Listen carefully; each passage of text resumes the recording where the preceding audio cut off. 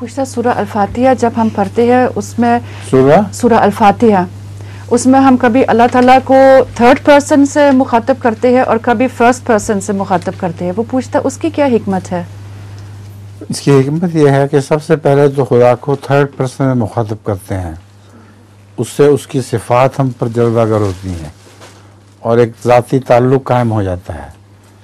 जब वो ताल्लुक़ कायम हो जाए और उसकी अज़मत दिल में बैठ जाए तो फिर उसको मुखातब करते हैं कि ए वो ज़ात जिसका यह तारफ़ हुआ है, हम पर रहम फरमा।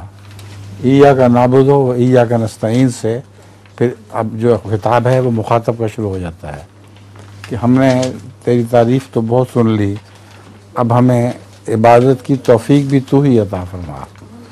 तेरी ही इबादत करेंगे मगर मदद भी तुझसे ही मांगे।